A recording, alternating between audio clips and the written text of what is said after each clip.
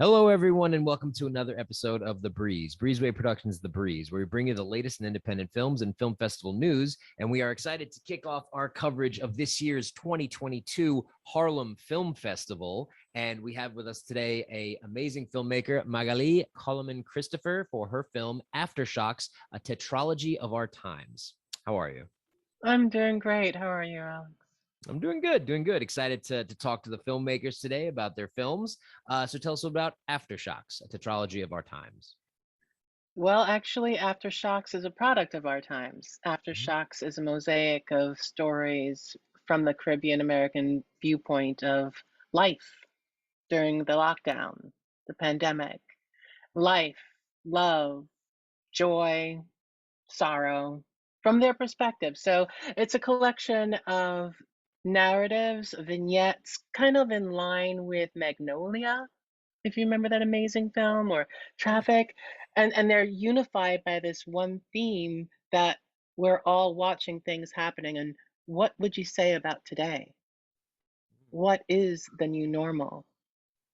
Um, and it was amazing because at first it was conceived as a theater production, but the goal for the theater production was for it to be interactive with the audience because we've been disconnected. There's been no community. But then, of course, we had the outbreak that made things shut down again in New York because we are absolutely in the epicenter of the epicenter in Queens, New York. So I brainstormed with some filmmaker friends because I have shot short films in the past. I'm one of the co-writers of the piece as well as the producer. And I was really fortunate enough to have amazing directors, Pat Golden and Tisha Duncan, say, yes, I want to do this. I want to do a smartphone project. So we shot the most of the vignettes as smartphone vignettes from people's homes. So the actors were lighting directors, costume designers, makeup artists. The artists were amazing. And I really believe there was something otherworldly about the pandemic. Mm-hmm. And that's where the animation came in. Because Yes. for me, the one thing that was the through line for me from March 2020 till today were the birds, the pigeons. And so Yeah. one of the major characters in our piece is this pigeon that's just flying around, checking out, seeing what these human beings are doing from April 2020 to 2021. These birds watching humans be affected. But they're not affected, they're just chilling.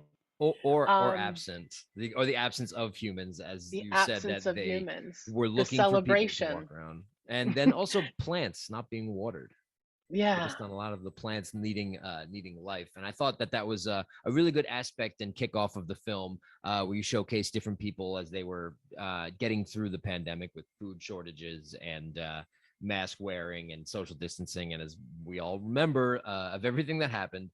So tell yeah. me a little bit more about the animator, how you ended up linking up and then working with him or her to put the animations together with the pigeons. Well, Conch Shell Productions, we focus on voices of Caribbean diaspora and Caribbean artists. And I'm fortunate enough to have been friends, acquaintances, colleagues, co-workers with an amazing animator, editor, Andre Sutherland. So I was talking to him and he was sharing how he's focusing more on animation because he's edited a number of the short films that I've directed in the past. And he said, I'm focusing on animation. I'm like, I know that you were looking into animation. Send me your website. So I checked out his website and I was like, we got to do this. We got to do this. He's like, yeah, let's do this. So I sent him my outline and he connected me with his illustrator and we worked amazingly well. We came together with my vision becoming these amazing pieces of art. And Elijah Leonard did a fantastic job of taking my thoughts, my words, my imagination and making it real. And I couldn't believe it. Every time I saw a new edit, I was blown away, Yeah, blown I away. very much enjoyed the animation aspect of it, and then it leads into a series of the Zoom calls between people in different situations during the pandemic. Did you coordinate this with different actors in their own respective homes while it was going on, and then like you organized them for their own situations, and then coach them as you shot it, or how did that play out? I'm not one of the directors, I am the producer. And yes, the directors work really closely with the actors. When we were auditioning people, it was really essential that actors had, because by this point last year, in I think it was September that we shot this or August, everyone in New York had their own donut light, their own self-tape setup. That I'm an actor as well. I had the whole kit and caboodle. You see my virtual background is special and zany, Good and branding. I'm branding, darling. And every so it was really essential that we had actors who were keeping up with the times, that they were ready to self-tape and they knew what it meant to do their own lighting. So a very, very important conversation was always, what do you have? What equipment do you have? Because our budget was actually provided by Queens Council of the Arts and a Oh, City cool. Artist Corps grant that I received to produce this. And every penny was spent towards the production, not towards the equipment. So if an actor didn't have an iPhone or lav mics, if the actor didn't have the necessary equipment, unfortunately, you couldn't cast them, no matter how amazing they were. And in the end, we ended up with amazing actors who Hmm. were passionate about the project. And as a producer, I sat in all the rehearsals and all the shootings, and our directors, they made magic. Which Tisha is great. Duncan, Well, we Pat always like to Golden. see we always like to see the magic in the movies, which is what Yeah. drives me to meet so many amazing filmmakers. When I talk with them about the films that they've made, the stories they're looking to tell, and the places that they've been. So this was an official selection of the Harlem Film Festival. In closing, is there anything that you'd like to say to the Harlem Film Festival for the selection this year? Thank you. Thank you so much. The international films that were featured in this year's film festival were very powerful, and to be part of that selection, that collection of voices, was life affirming.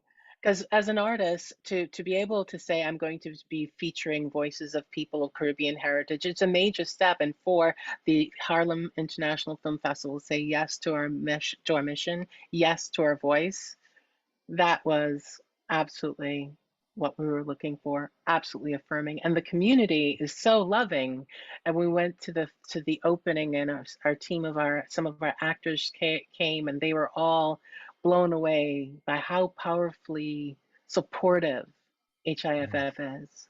That's great. We're glad that everyone had a good time at the festival, and we hope that our audiences are able to check out Aftershocks, a tetralogy of our time. Where can people go to find out more about the film and check it out? Website, social media, Facebook, things like that.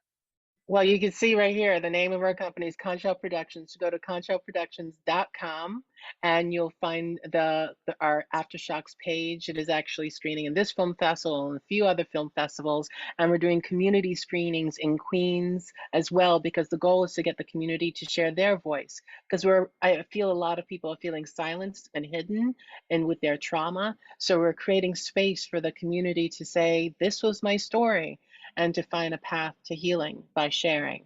So go to conchshellproductions.com. We're on Instagram at Conchshell Productions. We're on Facebook at Conchshell Prod. And hey, vote for us. There's an Audience Choice Award at HIFF. Vote for Nice. us. I'm gonna pitch, pitch, pitch. Uh, You have until what, May 15th to watch our film, and it's really affordable. It's good. really affordable to watch it online. It's a virtual film festival, so I would definitely say sit on your couch, turn on your computer, and watch Aftershocks, a Tetralogy of Our Times. Wow, that was great. That was perfectly done. Did that right off the cusp. The beautiful.